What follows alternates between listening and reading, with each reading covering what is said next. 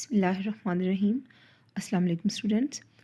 Manage environment में आज जो हमने टॉपिक पढ़ना है वो है इकोलॉजिकल सक्सेशन। अब एक्चुअली इकोलॉजिकल सक्सेशन में होता क्या है कि न्यू कम्युनिटीज़ जो हैं वो बनेंगी। अब वो दो तरीके से बन सकती हैं, यानी कम्युनिटी कोई भी स्टार्ट कब होती है, वो तब स्टार्ट होती है कि पहली जो चीज़ है वो क्या हो सकती है कि न्यू हैबिटेट अगर क्रिएट हो जाए किसी तरह से, और दूसरी चीज़ क्या हो सकती है कि वो रीजन्स कि जहाँ पर जो एक हैबिटेट ऑलरेडी प्रेजेंट था वो क्या हो जाए, वो किसी भी वजह से डिस्टर्ब हो जाए। तो इन दोनों बातों को हम ज़रा करते हैं। सबसे पहली बात कि कम्युनिटी शुरू कैसे हो सकती है कि अगर कोई न्यू हैबिटेट क्रिएट हो जाएगा, जैसे हम ये पहली बात करें कि न्यू हैबिटेट इज़ क्रिएटेड। अब ये कब क्रिएट होगा, देखें कि ये ऐसे हो सकता है कि कोई वॉल्केनिक आइलैंड जो है वो राइज आउट किसी एरिया में हो जाए, या एक और सूरत हो सकती है कि अगर कोई जैसे कोई जगह है वहाँ कोई ग्लेशियर है। आपको पता है ग्लेशियर्स जगह बदलते रहते हैं, तो जब वो रिट्रीट करे यानी कि पीछे को हटे, तो उससे क्या होगा कि उसका वज़न ज़्यादा है ना, तो वो क्या कि जब वो मूव करेगा तो वो सॉइल वगैरह जो है वहाँ पर रॉक है जो जिसके ऊपर वो था उसको वहाँ से क्या करेगा, स्क्रैप कर देता है। तो उससे क्या होता है कि वहाँ पर अब आपका जो है वो एक नया एक नई जगह जहाँ पर पहले कुछ भी प्रेजेंट नहीं था, वहाँ पर नया जो है प्लांट्स वगैरह आके वहाँ पर डिपॉजिट होने लग जाएंगे। इसी तरह से न्यू कम्युनिटीज़ जो है, दूसरा जो तरीका है वो क्या है, वो कि अगर वो डिस्टर्ब हो जाए। अब वो डिस्टर्ब जो है वो कैसे हो सकती है, यानी कोई भी रीजन है जैसे वहाँ पर आग लग जाती है या कोई हरीकेन आ जाता है। अब वो हरीकेन जो है ना वो क्या है, वो है आपका जो है ना, एक समझ लें कि it is stronger then a storm. जो तूफ़ान है उससे ज़्यादा स्ट्रॉन्ग होता है, और इसमें रेन होती है, लाइटनिंग होती है, थंडर होता है, और विंड स्केल जो होता है वो काफ़ी स्ट्रॉन्ग होता है, तो उसको हम हरीकेन कहते हैं। तो उससे भी आपको पता है कि जो वेजिटेशन है वो तबाह हो जाती है। तो स्पीशीज़ जो है वहाँ सबसे पहले आएंगी ना, जो चाहे अब वो न्यू है और चाहे वो डिस्टर्ब्ड। हैबिटेट अब दो तरह का है ना, या न्यू भी हो सकता है और या फिर डिस्टर्ब्ड है। तो वो क्या करेंगी कि उनको उसके बाद वाली स्पीशीज़ जो होती हैं वो रिप्लेस कर देती हैं, और उसके बाद उनको भी कोई और स्पीशीज़ आके रिप्लेस कर देती हैं। अब वो स्पीशीज़ जो पहले आती हैं, सबसे पहले आती हैं, उनको जो उससे आगे वाली वाली जो स्पीशीज़ रिप्लेस क्यों करती है, उसकी वजह क्या है। रीज़न ये होता है कि जो रिप्लेस होती है ना स्पीशीज़, वो एक्चुअली जो यानी कि जो पहले वाली को रिप्लेस कर रही है, वो एक्चुअली क्या होता है कि वो वहाँ पर जो एनवायरमेंटल कंडीशन उस एरिया की जो बन जाती हैं पहली स्पीशीज़ का आने के बाद, तो उसमें जो दूसरी स्पीशीज़ जो उसको रिप्लेस कर रही है ना, वो वहाँ ज़्यादा अच्छे तरीके से ग्रो भी कर सकती है और रिप्रोड्यूस भी कर सकती है। अब इसी को हम क्या कहते हैं, इकोलॉजिकल सक्सेशन। अब इकोलॉजिकल सक्सेशन जो है इसको हम कैसे डिफ़ाइन कर सकते हैं, the process by which species are replaced over time. यानी कि ये वो प्रोसेस है कि जिससे स्पीशीज़ जो हैं वो क्या होती हैं कि वो वक्त के साथ साथ रिप्लेस होती रहती हैं। अब इंडिविजुअल सक्सेशन जो है ना, इसको हम कहते हैं सीयर्स। यानी इंडिविजुअल सक्सेशन क्या है, इसको क्या कहेंगे, सीयर्स। और वो जो डेवलपमेंटल फेजेस हैं उन्हें क्या कहेंगे, सीरियल स्टेजेस। तो इन दोनों को याद रखें। सीयर्स क्या है, इंडिविजुअल सक्सेशन, यानी जिस सक्सेशन की बात करें वो सीयर कहलाएगा, और जो डेवलपमेंटल फेजेस जो उसमें होंगी उन्हें क्या कहेंगे, सीरियल स्टेजेस। अब आ जाए हमारा नेक्स्ट जो है वो क्या बात है, वो है kinds of succession. Kinds of succession जो है ना, उसमें अब हमारे पास टू काइंड्स होती हैं। एक जो है वो क्या है, प्राइमरी सक्सेशन है, और दूसरा क्या है, सेकेंडरी सक्सेशन है। यानी सक्सेशन दो तरह का होता है, प्राइमरी और सेकेंडरी सक्सेशन। अब जो है आपका जो है प्राइमरी सक्सेशन जो है उसमें क्या होगा, देखिए ये जब आप प्राइमरी सक्सेशन की जो हम बात कर रहे हैं तो उसमें जो है वो आपका क्या होगा कि जिस चेंजेस जो है ना स्पीशीज़ कंपोजिशन में वक्त के साथ साथ हैबिटेट में आती हैं। और ये कौन सा हैबिटेट है, प्राइमरी वाला कौन सा है कि जिसके अंदर क्या है कि वो प्रीवियसली इनहेबिटेड नहीं था, यानी वहाँ पर पहले से प्राइमरी सक्सेशन जो होता है उसमें पहले से कोई भी ऑर्गेनिज्म प्रेजेंट नहीं होते। अब इसकी एग्जांपल्स क्या हो सकती हैं, बेयर रॉक सरफेस, यानी कि वहाँ पहले कुछ भी ग्रो नहीं करा। इसके अलावा क्या है कि जो अभी के आपने देखा ना, जब ये वॉल्केनिक इरप्शन होती है तो वॉल्केनिक लार्वा जो है, लावा जो है वो क्या होता है कि वो डिपॉजिट, तो जहाँ रिसेंटली फॉर्म्ड वॉल्केनिक लावा होगा वो भी। और इसके अलावा जैसे हम अभी बात कर रहे थे कि जैसे ग्लेशियर्स वगैरह जब मूव करते हैं तो वो जो रॉक जो है वो क्लीन हो जाती है ना, स्क्रैप हो जाती है वो, तो वहाँ पर भी नया हैबिटेट बन जाएगा। अब ये एग्जांपल्स हैं प्राइमरी सक्सेशन की, यानी कि जहाँ पर आपका पहले से कोई भी वेजिटेशन नहीं है, न्यूली फॉर्म्ड है, और वो क्या होगा, वो प्राइमरी सक्सेशन। इसके बाद बारी आ जाती है सेकेंडरी सक्सेशन।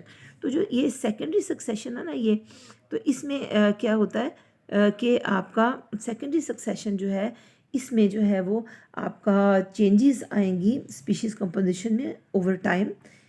अब ये हैबिटेट जो है ना, ये एक्चुअली ये नया नहीं है, ये डिस्टर्ब्ड है। और इसमें क्या होता है कि ये पहले से ही, क्योंकि वहाँ डिस्टर्बेंस से पहले क्या था कि ऑलरेडी वहाँ पर स्पीशीज़ ग्रो कर रही थी, तो उसकी वजह से क्या होता है कि वो जो प्री एग्जिस्टिंग कम्युनिटी जो होती है उसने उसको काफ़ी चेंज किया होता है। तो अब आप देखें कि आप प्राइमरी और सेकेंडरी में डिफ्रेंशिएट कर सकते हैं। तो फर्स्ट डिफरेंस आपके पास क्या आएगा कि जो प्राइमरी सक्सेशन है वहाँ पर क्या था कि वो तो न्यू है और वहाँ पर कोई भी चेंज नहीं है, वो बेयर रॉक सरफेस वगैरह है, और वहाँ पर क्या हैबिटेट जो है वो चेंज नहीं हुआ हुआ। लेकिन सेकेंडरी जो है उसमें क्या है कि उसमें जो है स्पीशीज़ कंपोजिशन जो है ना, ये पहले से ही जो वहाँ पर जैसे कोई भी प्री एग्जिस्टिंग कम्युनिटी थी उसने पहले से ही उसको जो है काफ़ी हद तक स्पीशीज़ कंपोजिशन को चेंज किया होता है। तो एक तो ये रीज़न है। दूसरा जो फ़र्क है वो क्या है कि जो प्राइमरी सक्सेशन है ना, इसके अंदर जो है वो सॉइल पहले से प्रेजेंट नहीं होती। लेकिन जो सेकेंडरी सक्सेशन है वहाँ पर साइट्स जो हैं वहाँ क्या होता है कि सॉइल प्रेजेंट होती है, क्योंकि वहाँ पर ऑलरेडी एक प्री एग्जिस्टिंग कम्युनिटी प्रेजेंट थी। लेकिन प्राइमरी सक्सेशन जो था उसमें प्री एग्जिस्टिंग कम्युनिटी प्रेजेंट नहीं होती। तो इसलिए दूसरा जो डिफरेंस आ जाएगा वो क्या है कि सॉइल जो है वो प्राइमरी सक्सेशन जहाँ है वहाँ पर पहले से नहीं है, लेकिन सेकेंडरी सक्सेशन जहाँ होगा वहाँ पर ऑलरेडी प्रेजेंट होती है। अभी जो इसकी कॉमन एग्जांपल्स हैं वो क्या है, सेकेंडरी सक्सेशन जहाँ होगा वो है जैसे अबेंडेंट फॉर्म है, फॉर्म फील्ड्स हैं, उसमें सेकेंडरी सक्सेशन होगा। और उससे क्या होगा कि वो रिवर्ट कर जाते हैं फॉरेस्ट, क्योंकि देखें कि ये जो फील्ड्स वगैरह, फार्म फील्ड्स वगैरह जो हैं उनमें क्या होता है कि जो फार्मर है या जो भी इंसान वहाँ पर अपनी फसल लगाना चाह रहा है वो क्या करेगा कि वहाँ से फॉरेस्ट को काटेगा और वहाँ पर अपनी फसल लगाने लग जाएगा। लेकिन अगर उसको छोड़ देता है, यानी उसको कुछ भी ग्रो करना छोड़ देता है, तो उसको अबेंडन कर देता है, यानी कि उस पर काम मज़ीद नहीं करता, तो क्या होगा, दोबारा से वहाँ पर क्या होगा कि वहाँ पर फॉरेस्ट जो है वो ग्रो कर जाएगा।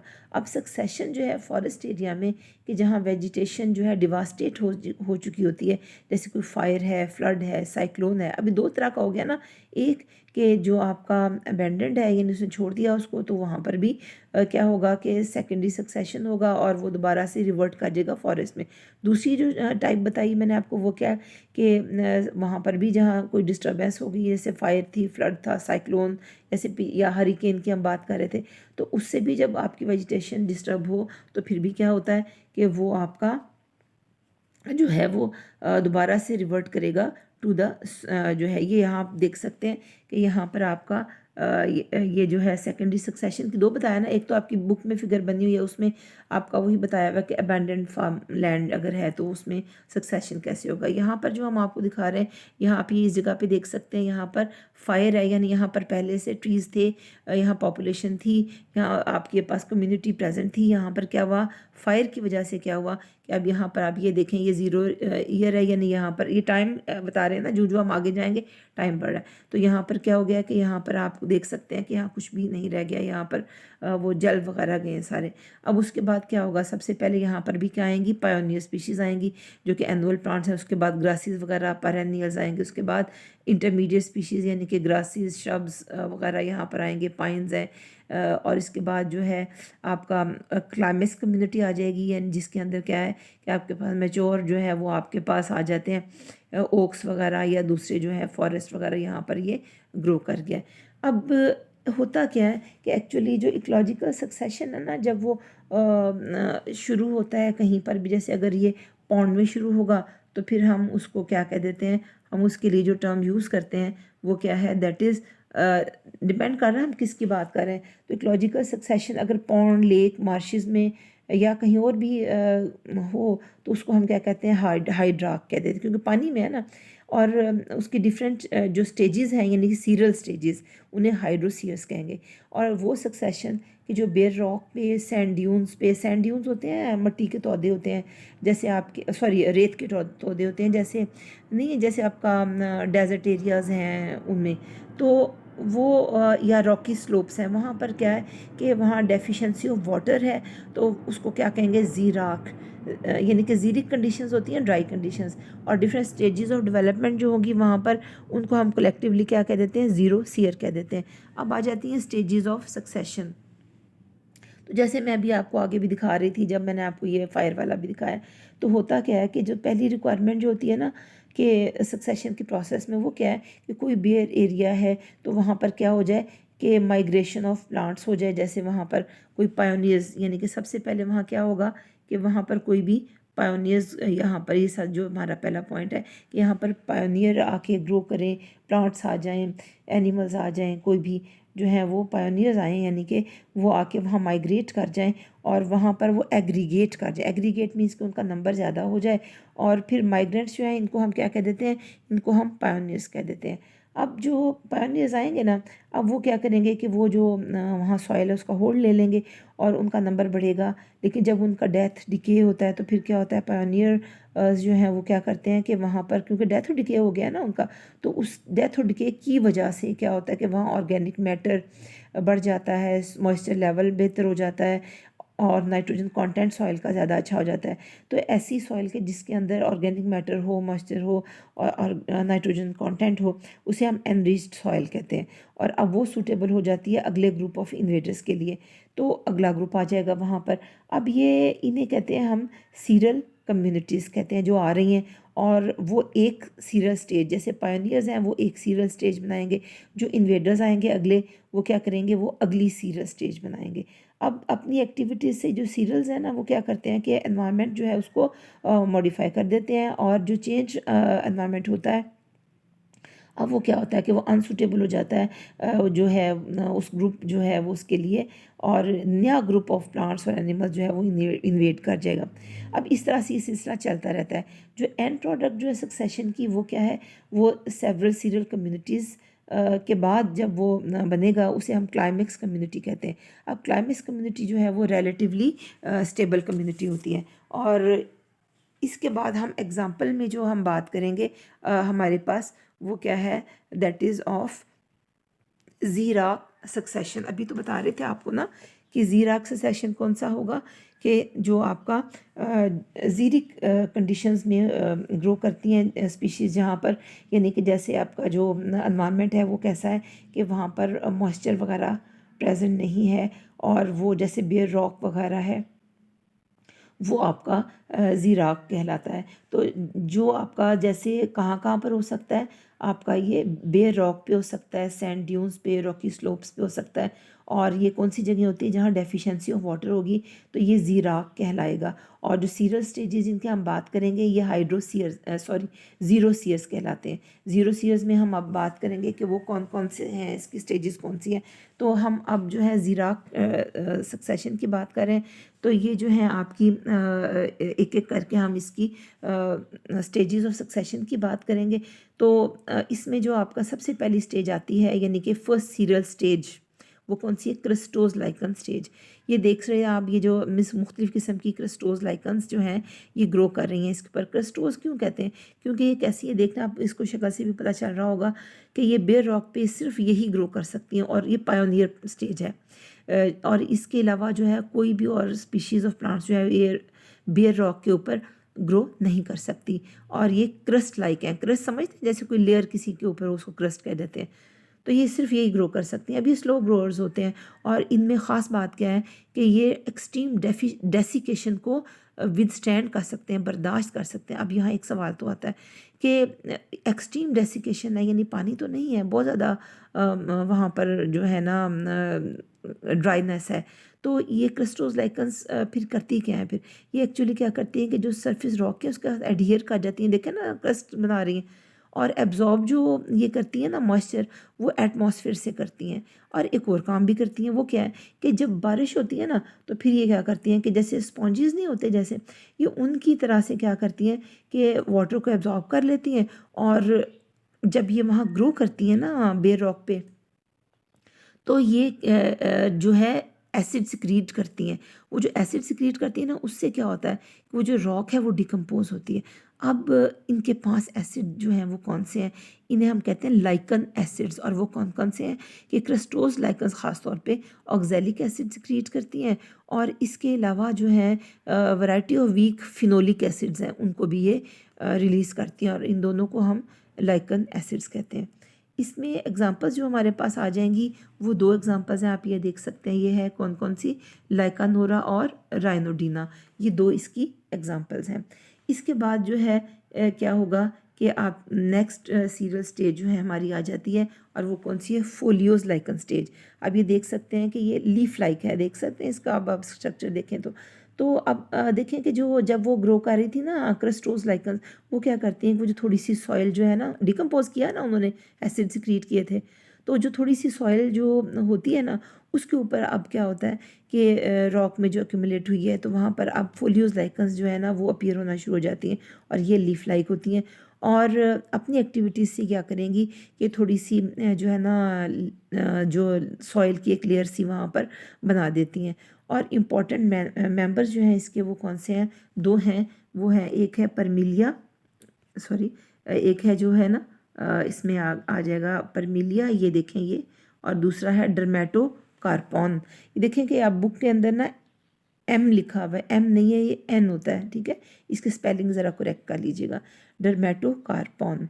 तो ये आपके पास दो जो हैं वो आ गए आपके पास, किसमें, फोलियोज लाइकन स्टेज में।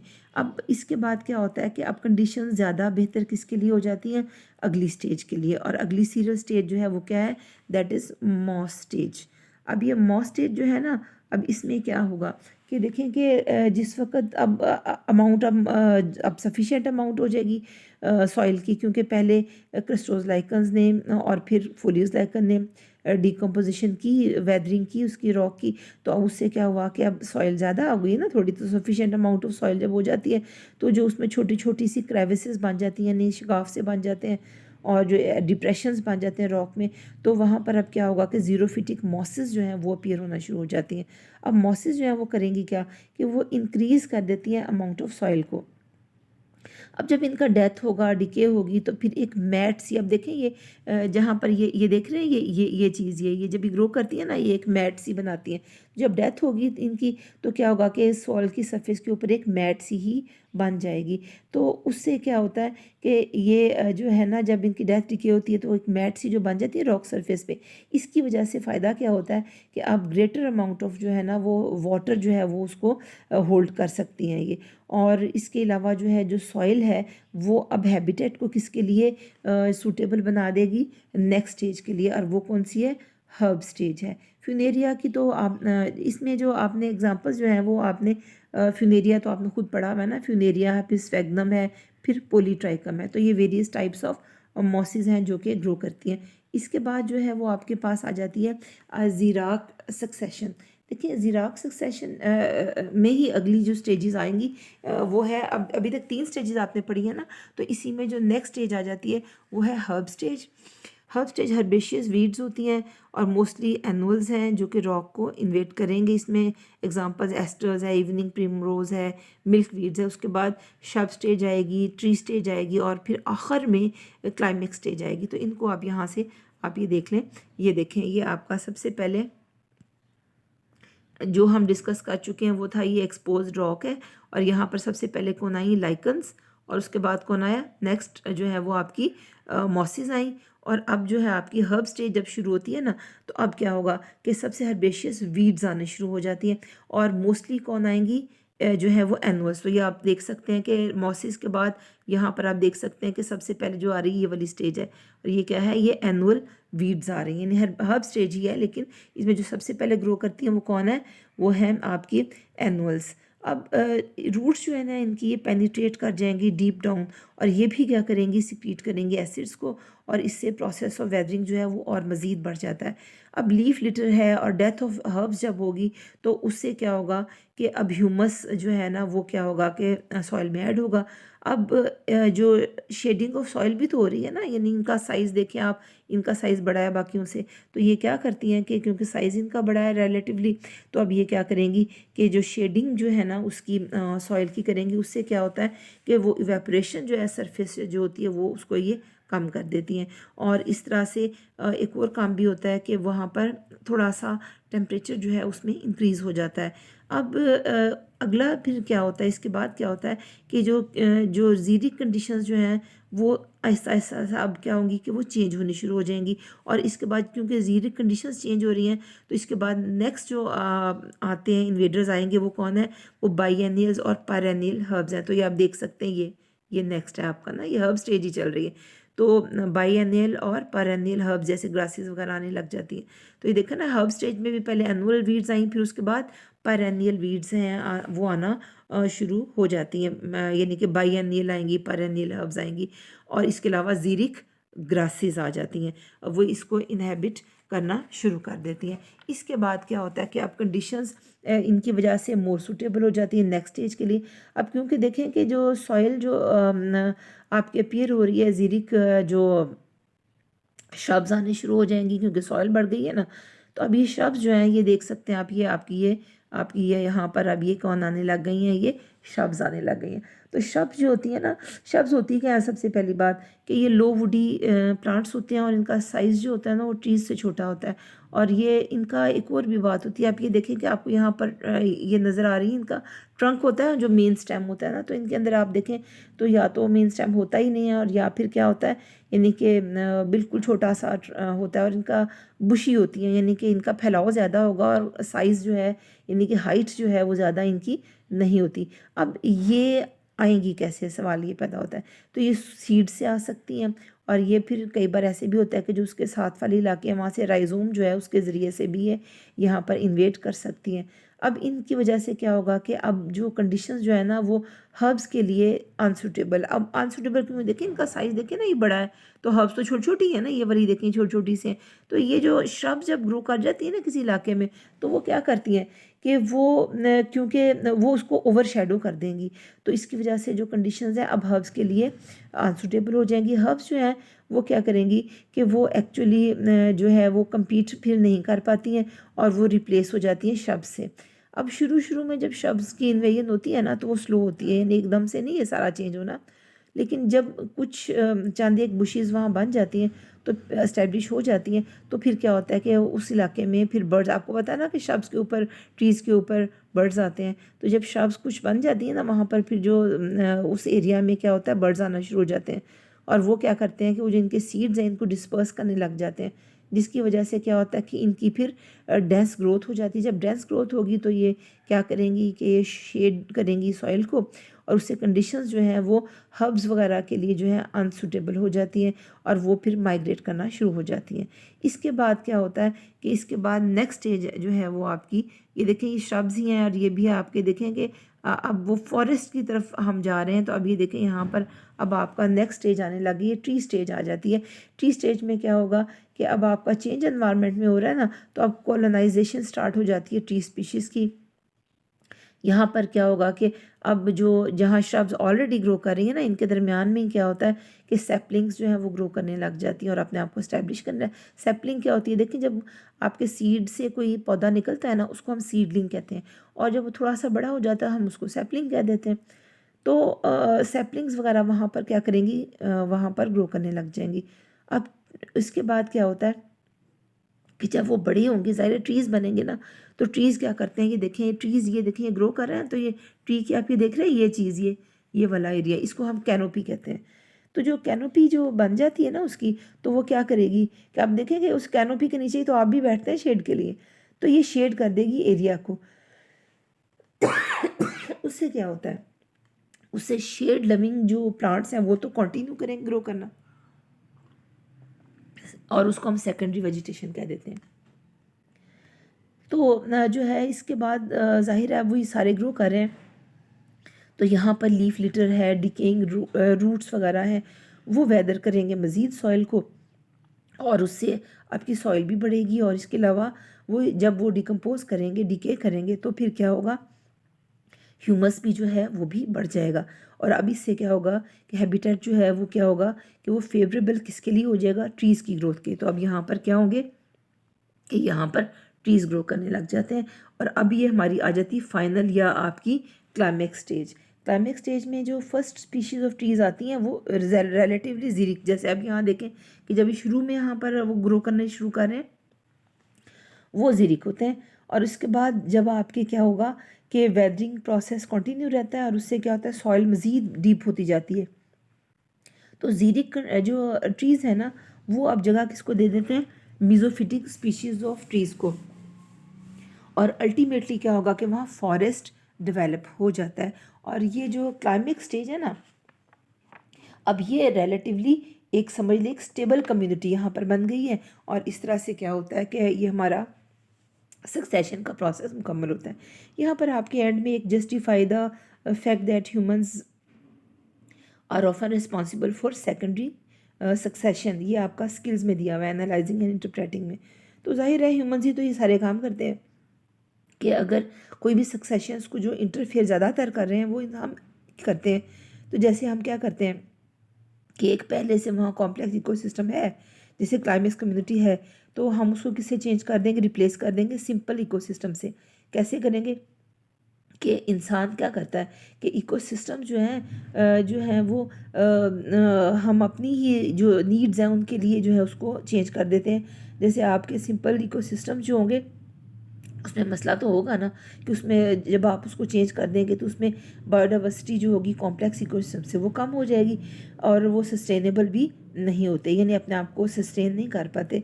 ह्यूमन डिस्टर्बेंस है कौन कौन सी, उसमें आप किस किस के लिए इन चीज़ों को चेंज करते हैं, एग्रीकल्चर, फॉरेस्ट्री, डेवलपमेंट वगैरह।